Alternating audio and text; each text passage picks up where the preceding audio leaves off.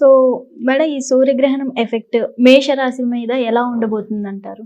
So first మనం మాట్లాడుకోవాల్సింది ఏంటంటే గ్రహ కూటమి మనం చెప్పినట్టు గ్రహ కూటమి మనకి జరుగుతోంది 4 గ్రహాలు ప్లస్ 5 గ్రహాలు ఇప్పుడు మూన్ కూడా చేరుతున్నారు కనుక 4 గ్రహాలు ఏమేమిటి అంటే మనకి మెర్కురీ అంటే వీనస్ ఓకే. అండ్ ఆల్సో మనం చూసాము అంటే సన్ కూడా అయ్యారు. అంటే ఏంటి 4th 5th లార్డ్ కలయిక ఉంది.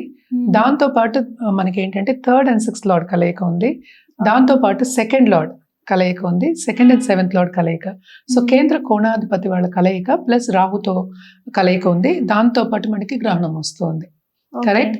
సో వీళ్ళకి ఎస్పెషలీ మేషరాశి వాళ్ళకి అదృష్టమే అని చెప్పాలన్నమాట.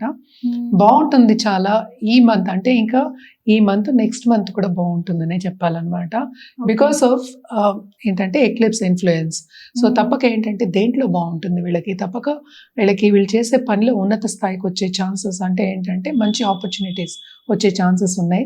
అదొకటి కాకుండా హెల్త్ ఇంప్రూవ్ అయ్యే ఛాన్సెస్ మనకు కనిపిస్తున్నాయి. ఫైనాన్షియల్ స్టెబిలిటీ అనేది కూడా మనకు కనిపిస్తుంది.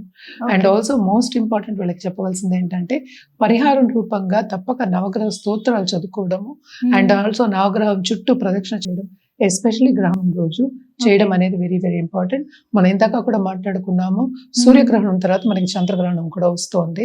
సో తప్పక వీళ్ళకి ఏంటంటే ప్లస్ పాయింట్స్ అనేది ఉన్నాయి. అంటే ఏంటి, వీళ్ళకి ఫైనాన్షియల్ స్టెబిలిటీ ఉండే ఛాన్సెస్ మనకి ఎక్కువ కనిపిస్తున్నాయి అనమాట. తప్పక వీళ్ళు ఏంటంటే చేసే పనిలో కానీ లేకపోతే బిజినెస్ చేసే వాళ్ళకి కానీ తప్పక మంచి సూచనలు కనిపిస్తున్నాయి. రాబడి వచ్చే ఛాన్సెస్ ఎక్కువ కనిపిస్తుంది అనమాట.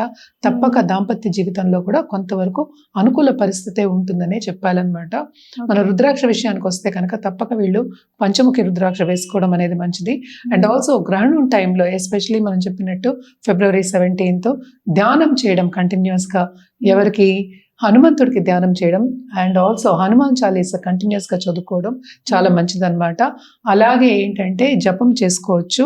అంటే ఏంటి, మనకి శివుడికైనా జపం చేయొచ్చు, అలాగే ఏంటంటే కృష్ణుడికైనా ఓం నమో భగవతే వాసుదేవాయ అని కంటిన్యూస్ గా అట్లీస్ట్ ఒక్క మాలైనా జపం చేయండి, చాలా చాలా బాగుంటుంది అనమాట.